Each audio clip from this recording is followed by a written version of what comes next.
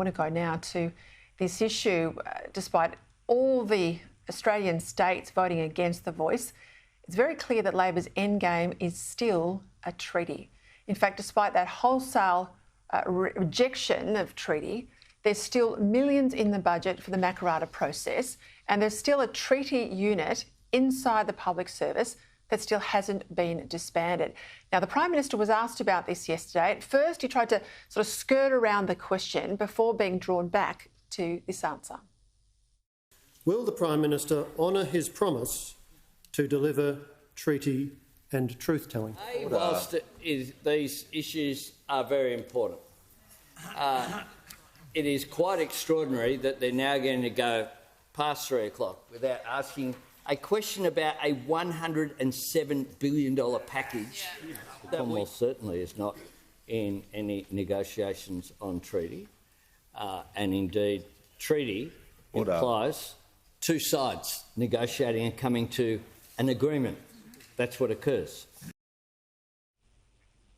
Tricky language again, just like we have no plans until he had the plan to change stage 3. We're not actually negotiating now, he says. Doesn't mean they're not preparing it, doesn't mean they've got the millions in the budget, doesn't mean they haven't got the unit down in the department, which they have. And today we learned the Productivity Commission's recommendation that powers in relation to health, education, safety, all get taken off the normal government departments that run our lives and handed over to a whole lot of Aboriginal community organisations.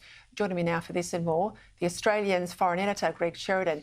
Greg, I know we're going to get into some defence matters in a moment, but you were a significant voice in the voice debate in the public domain. You listened to the Prime Minister, you listened to this stuff today about the Productivity Commission report, the fact that treaty is absolutely still on the table. It is like democracy doesn't matter. Well, Peter, you're absolutely right. A couple of things strike me about this right from the get-go, so to speak. The first is this is a very deceptive, tricky and opaque government. In the area that I work in, you know, defence and, national security, it's very, very hard to get a straight answer from the government on anything. And foreign affairs a bit better. But does the Prime Minister really mean they're not doing anything about treaty? If that's the case, then why are the millions of dollars still in the budget?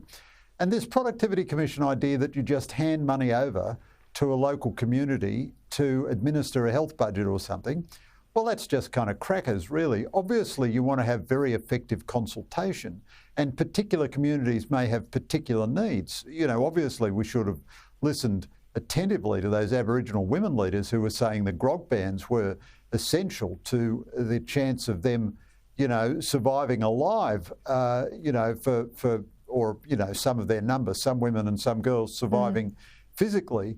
But the idea that you just, you set up a special, you just hand money over, that there's no suggestion that that would work. I mean, I live in a local government area in Melbourne. If you gave us the money to run our own health service, we'd make a colossal mess of it. What's been going on has been ineffective, but the Productivity Commission claiming consultation has only been token. Well, what does that say about all the existing consultative bodies in the Aboriginal industry, which consumes billions of dollars a year, if they've only managed to have token consultation? The whole thing just doesn't make any sense, really.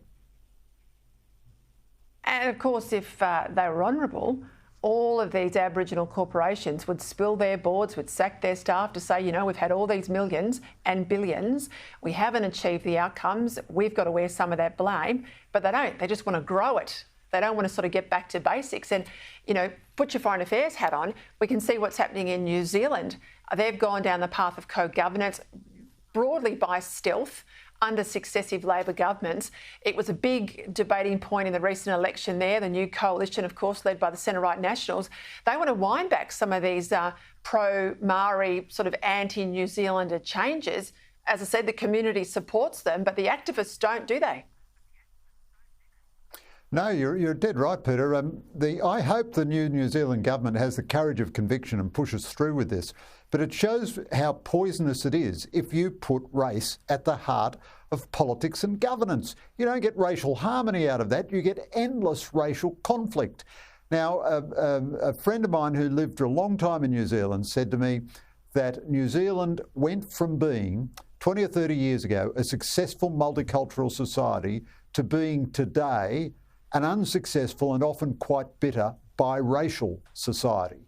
And all of this idea of co-governance rests on the proposition that Maori and other New Zealander are sort of irreconcilable. They're not part of the one community, and therefore you have to have a negotiation over everything between Maori leadership and, you know, other New Zealand leadership. But what that means, of course, is that citizenship is not universal. Some people have different rights, and you know, the Maori community doesn't exercise democracy within its own community.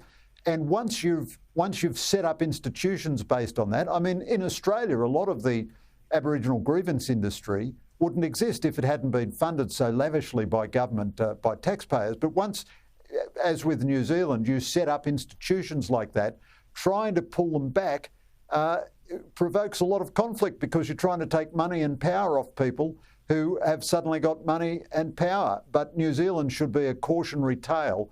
We dodged a bullet by voting no to the voice.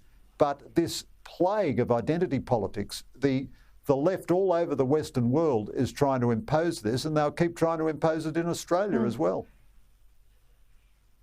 Well, let's go to defence. That terrific column you wrote yesterday, you're talking about the paralysis we're seeing inside the Defence Department. You point out that there's just, remember the Noodle Nation all those years ago, that diagram that sunk the Labor government at the time. I mean, this is a Noodle Nation down there in defence. We don't know who's in charge. Any wonder we've got all these problems? I mean, we have to rent Black Hawks at the moment from overseas because we've got no birds to put in the air for our own troops. Take us through your concerns. Well, Peter, the Albanese government is now, you know, past the halfway mark of its first term, and it's done absolutely nothing in defence. And one reason is because it has very weak ministerial leadership in defence.